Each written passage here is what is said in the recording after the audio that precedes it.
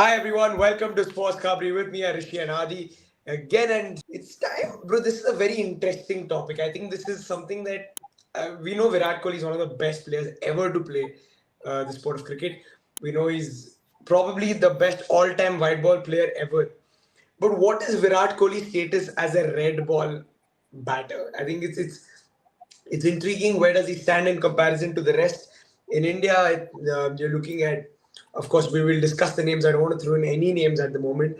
But yeah, dude, like I think it's such an interesting conversation to see where Virat stands in comparison to some of the other red ball greats that we've got. So let me just throw it straight at you, Rishi. Like, where does Virat stand according to you? Do you have any other any names who would break into the top three, let's say, or where does Virat stand? First of all, just answer that first, and then throw in some I names. mean, he's clearly one of the greatest cricketers that India and the world has ever produced. Like that goes without saying. And it's unfortunate that there has been a lot, or rather, it's fortunate from a fan perspective that we've been given a huge number of players who have who all have a fair shout in claiming the top three spot for India. I think off the top of my mind, of course, there is Sachin, there's Dravid, Ganguly, Kohli, VVS Lakshman, Sehwag. I feel all these So players many. deserve a fair shout. Like, I think the only person who you can clear cut say, and it doesn't even come close to a debate, is probably Sachin and maybe Dravid also. But after that, I feel it's the next obvious choice is Virat. And for me, I just can't place Virat either above or below Dravid. But for me, Yeah, it's just that. Like for me, but these three. But that's the thing. There's a fair shout for a large number of players like Ganguly. Like I said, Ganguly, Lakshman, Sehwag, even Pujara. Like so, yeah, there are a lot of players. yeah. I mean, let's just quickly discuss the first two that you mentioned, and of course, we'll throw in Virat's numbers as well.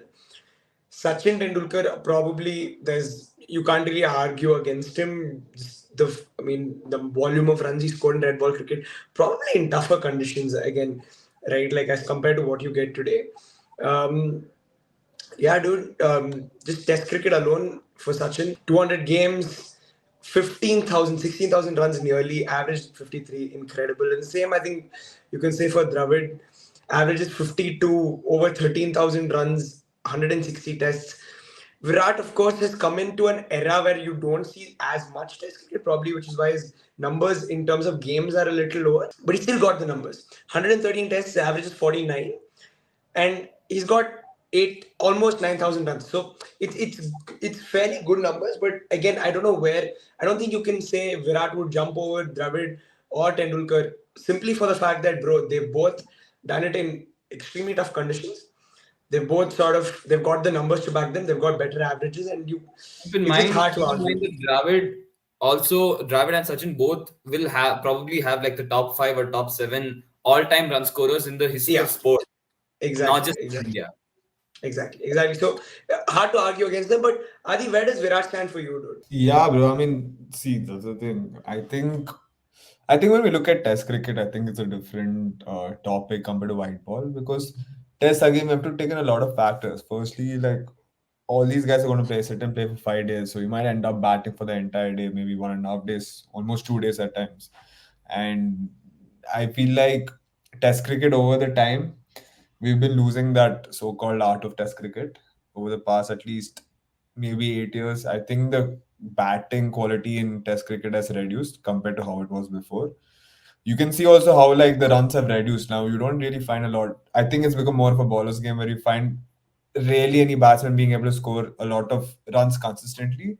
Maybe it's because of the increase of ODIs and T20s where batsmen are more, used to playing a fast-paced kind of cricket. So you take back to the olden days, right? You used to see them ready to play for the next 1 day, 2 days. And it was not they just play, put their body on the line, just defend the entire day. And that art of cricket is not just a point of technique, but it's a point of mentality and it's a point of consistency, right? In terms of that, I think Virat is there. I mean, you see, when you Yeah. have to compare Virat, you have to compare to the likes of Sachin Tendulkar, the likes of Rahul Dravid, the likes of VVS Lakshman, maybe Pujara in the modern day era. So it's not only a matter of, okay, we can sit and say, for sure, Virat's technique is the best out of all. He's the best skillful batsman, right? But when it comes to Test cricket, you have to put that factor of, is Virat able to sit and play for the next 2 days, just put his body on the line, just defend the ball? Can he be patient? Can he just consistently defend next 30, 40 balls? Because that's how Test cricket needs to be played at times. And it's a different form of art, right?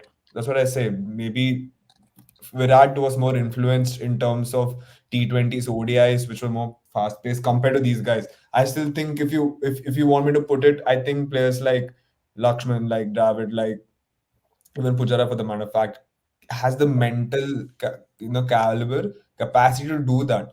And I think that needs to be taken into this consideration, right? Because it's not only a form of technique, but it's a form of, if our team is against the back, can you just defend for the next 30, 40 balls? Can you tire them? Can you tire the ballers, just sit them and make them ball overs for no reason? And that also, after some time, the ballers get tired, and then you have a chance of ballers just missing the line length, etc., becoming impatient. So I think we should all take into that those factors also. And when we take into that, I still think technically, as I said, Virat Kohli can be the top, but I still think there are other batsmen for India who have been more pivotal in the Test form of cricket, right? Like even in the modern, I still think player like Pujara are so important for India's revival in Test cricket, because the job he does, he's not coming at number 4 like Virat, number 4, 5 like Virat. He's coming number 3, and his job is to, if you lose an early wicket, it's his job to sit there and tire the bowlers, just sit there, you know, take in those hits, take in, make the ball softer, make the ball older. That's his job basically. Even Rabbit to an extent when he was there, and I feel like that is a very tough job to do in Test cricket, right? So I think when you take into that, I would still maybe put players like Pujara just for the fact of the mental capacity, the mental needs higher. That's actually very interesting. I think Rishi, dude, like where do the sort of modern test players, like modern as in I'm talking about in the last sort of 10 years, where do they stand in comparison to Virat? Because like Adi said, somebody like a Pujara, his role is very like, you know what his role is, basically the Dravid role. But I think the one thing that has not gone for Pujara in his career is just unfortunately not got the runs behind him. I think average His is ability to 43. just rotate, Yeah, yeah, the yeah. Just I block, feel block. that like definitely his contributions cannot be ignored, like for sure. Like the way he's come in and he's been relentless, like just from a mental perspective, that I'm not going to give in.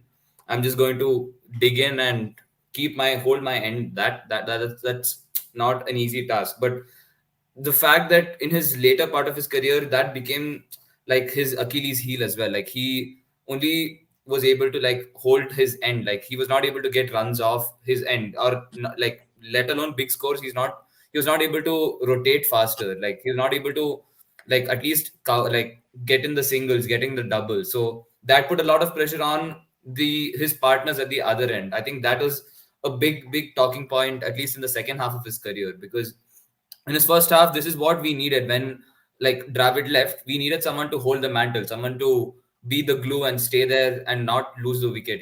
Someone who can stay, like I said, like who can stay in and like dig deep and play a huge innings. But towards the end of his career, that ultimately became his Achilles heel, and that's what people would most likely remember. So I Hmm. feel although this mental aspect has been like is a huge contributing factor, but I still feel players like the Dravids.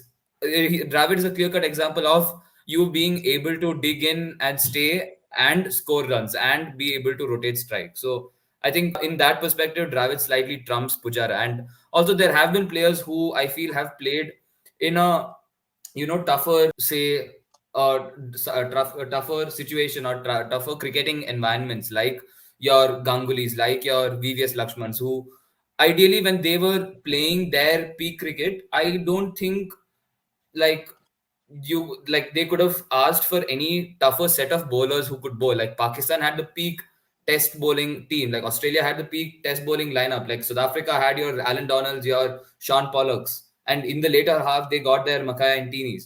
So And yeah, I feel that generation will always be the one that had more challenging bowling units. Like, fair enough, Australia post that Glenn McGrath, Brett Lee, Shane Warne era, they had their Ryan Harris, the Peter Siddle, the Stuart Clarks, your Mitchell Johnsons. But I still feel that the previous generation was slightly, even the countries like New Zealand, they had their Shane Bond. So I feel I ultimately do give a little bit of more respect, a little bit of more recognition to the previous generation batters, because I personally, from like a personal standpoint, I always felt that, the bowlers in that era are a little bit more challenging, like Yeah. from skill, from pace, from execution, from like, I feel nowadays it's become a lot more of a batter's game than a bowler's game. Okay, no, it's interesting because I agree in terms of, I think the previous generation is sort of trumps the current one. That's why I wouldn't consider, say, like a Cheteshwar Pujara or Ajinkya Rahane, because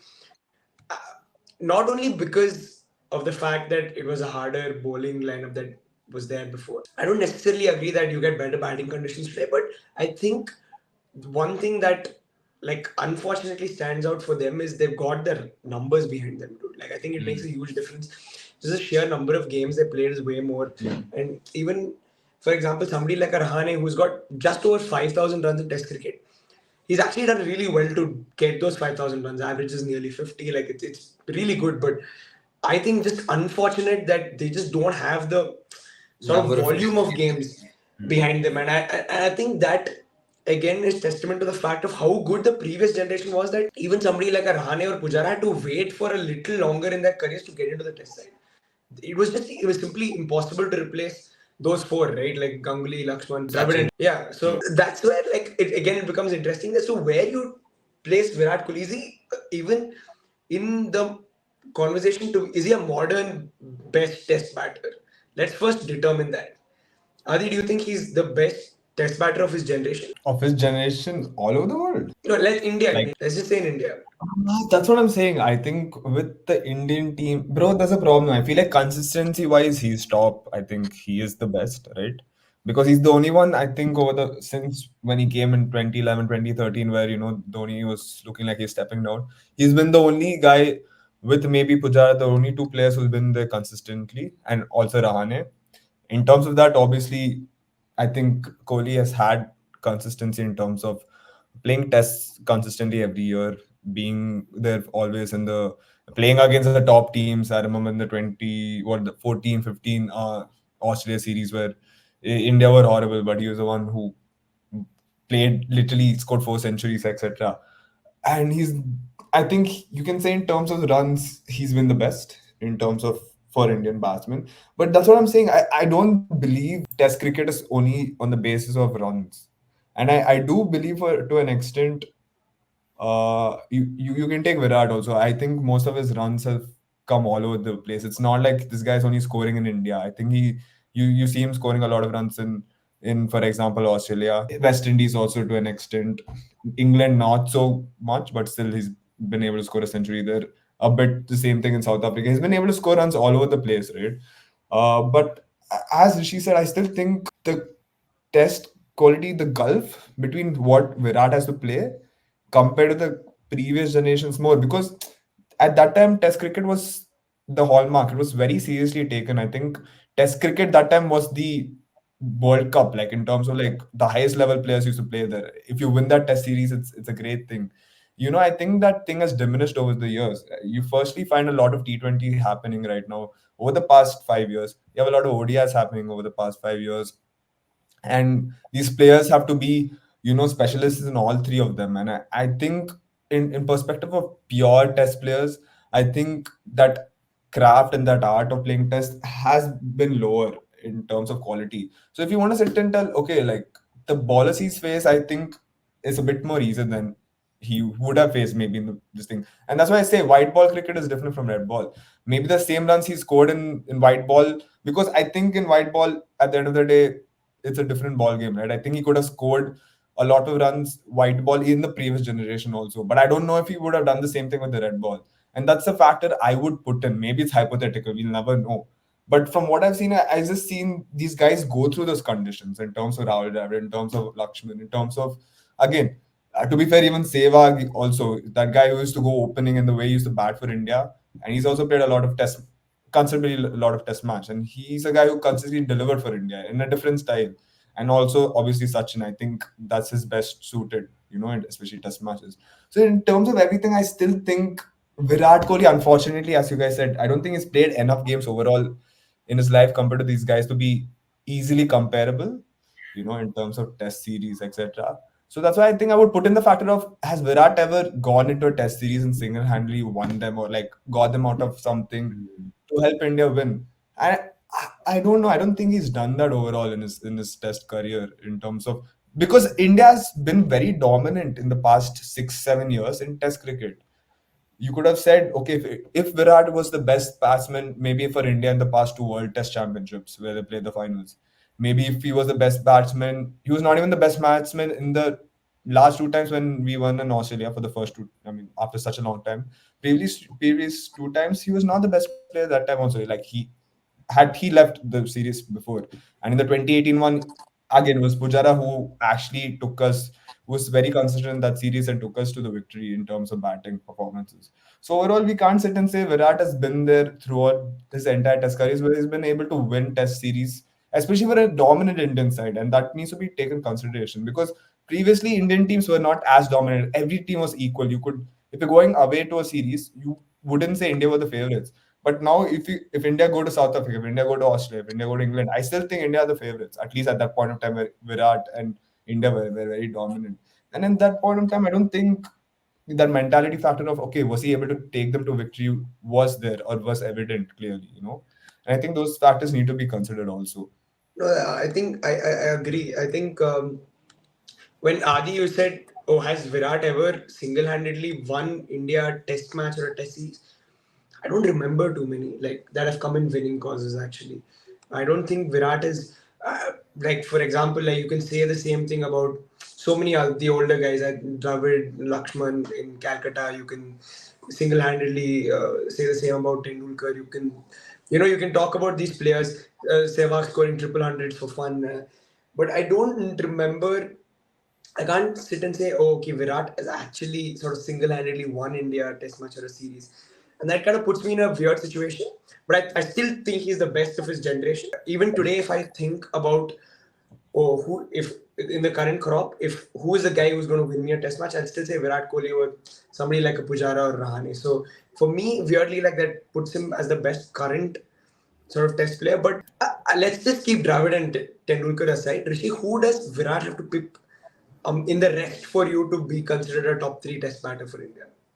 I I I already think that he is, the third best, or like, if not him, it is Ganguly. And for me, I have not watched the better half of Ganguly's innings. Like, by the time at least I started watching cricket, it was towards the towards the end of his career. But even then, I also happen to factor in the intangibles, the non, the numbers, the fact that so many of the Australian cricketers, the ex-cricketers, be it English, be it Australian, be it South African, they all openly say that in the sport, they have not felt as much fear while Virat Kohli has come into bat. That's And a great point. Yeah. going into Adelaide, going into Brisbane, and having the Australian bowlers in the back foot, I feel that is no small task. Even if you'd ask the previous generation bowlers, your McGrath and Shane Warne, they would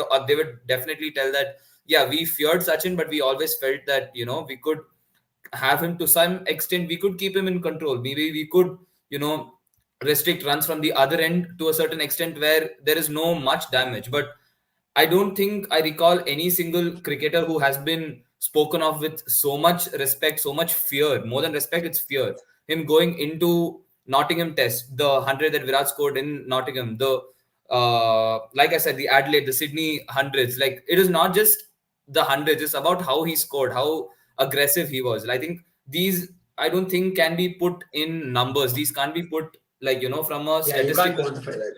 These are all just psychological, from. So I think from that aspect, he maybe, other than Sachin, even Dravid, like, you can say that, okay, he was impossible to get rid of, but I don't think he drove as much fear into a bowler as much as Virat. I think from that perspective also, I think he deserves a fair shout in the top three at least. And from, I think when you at least when I include that into consideration, I feel Virat pretty much takes up the third spot right now. Okay, interesting. For me, I think the player he has to pick is Sehwag, Mhm. who just for the style of cricket he brought to tests, it's still not seen, dude. Like I just don't think there is still a player who, when you're talking about you're scared of a certain batter, I think that was Sehwag. I Mm. think just the style of cricket he brought to test cricket was amazing. Again, he averages nearly 50. He's got the numbers as well. 8,500 I runs. think he's played the similar. They would have played the same number of Yeah, games as play well. 10 tests lesser than Virat, dude. So Yeah. that's And had a so I higher think strike rate also. yeah, of course, yeah. I And don't think double strike the rate is strike a rate. question. Strike rate, Strike rate you is not Exactly. can't even compare. you can't even compare. And he has a So yeah, he has a triple century also, Seva. yeah, so I think Sehwag, dude, like for me, would just pip Virat, but I don't know. Again, we still have 4 years of Virat left, or like at least 3 years of Virat in Test cricket. I want to see what he can do. I think he's still very, very good. So I think we're still yet to see some incredible knocks from Virat in the Test game. But it'll be really fun. I mean, for Rishi, I think is in the top three. Adi is he in the top three for you? Dude, that's the thing. I think apart from what you guys said, the top two again, at least in Test, I think Tendulkar, Dravid has to be there because they were the backbone of Test cricket for India at that time, and they brought so much to Indian cricket at that point of time, especially in Test. Moving to this generation or whatever we call it, modern generation, I still think Pujara is that underrated guy because, dude, at the end of the day, Virat was coming at number four, number five, most of his career, at least number four, and Pujara used to come one step ahead of him, and playing that role is always tougher for him. I'm not sitting and always looking at numbers because that's where Test cricket is different. You can't just sit and say, I mean, look at the numbers; they're pretty close also, to be fair, in terms of the consistency throughout his years. I think during his prime, I think Pujara was the reason why India won a lot of games. It became easier for Virat to score also was because of Pujara, because the role he plays is actually tougher. For example, if I put it like this, if you swap the roles of Virat and Pujara, I think Virat would have scored a bit lesser runs if he came at number three compared to what Pujara came, the roles he Yeah. played, and the way it made it easier for the rest of them later to come in and play. I still think a lot of credit for Virat getting a lot of runs. I mean, obviously it's to himself, but to an extent could be also because of Pujara playing the way he used to play. Same thing with Sachin and Dravid. I think it's correlated the performances. But overall, I think players like Pujara have like gone under the radar because of the stats, maybe because of the way they play. Maybe it's not that impressive compared to how Virat scoring his centuries or his runs is obviously two different ways. But I think that it's a Test cricket is an art, and I think it's more testament to the brain. The Mm. Are you ready to play 2 days? And I seriously think if I had to pick, okay, one guy who's you'll put in right now, can they play the next 2 days? I think I would put Pujara over anyone else, and that's why I personally still would put Pujara at least third or fourth because again, as you said, Sehwag is another guy who's very underrated because he played a different form of Test cricket. I think his role was totally different. He was a guy who would go aggressive from day one, from ball one, to be fair. And you see, look at his numbers. It's very, very similar to Virat. I think you can't even the and plus he was an opener. He used to come literally opening, and Yeah, that face the style new of ball. cricket as an opener, I don't think anyone else has played till now. I think you can sit and say Basball is created now, but I think Sehwag was playing at that time itself. Bro, that's exactly what I'm saying. I don't think, bro, baseball, I still would choose Virender Sehwag over Zach Crawley or Ben Duckett. Exactly, yeah. And that time it was unprecedented. No one sat to play like the way he would come to play with that mindset. Left arm I think pacers are coming and bowling. He's uppercutting them. That was, you don't see that. Like what? Yeah, yeah, you don't see that and even today. Like it's even impossible. today, exactly. You see the openers right now. I don't think they can even play in that Yeah. kind of mentality. They can. I don't even think any opener right now can even last that long in terms of career, in terms of the stats. Having Sehwag at opening and having the same stats as Virat, who comes number four, shows how Yeah. consistent he was during his career. He also had 22 centuries, what, like 6, 7 lesser than Virat. It's not a huge gap in terms of the players he used to play, etc., compared to now. I think Virat's white ball cricket is his greatest thing, but red ball, I think these factors come in. I would put players like maybe Pujara Sehwag would come be my number three. Like it's tough for me to put who number three, but it would be one of those two. That's interesting, guys. I think we're unable to sort of come to a conclusion of whether Virat would sneak into the top three. I think we've all got our favorites. So let us know who you think should sneak in, or who makes where Virat stands. He could possibly be the best test batter for you. So let us know in the comments what do you think about Virat's red ball legacy. And yeah, like and share the video. Subscribe to SportsKhabri. See you soon.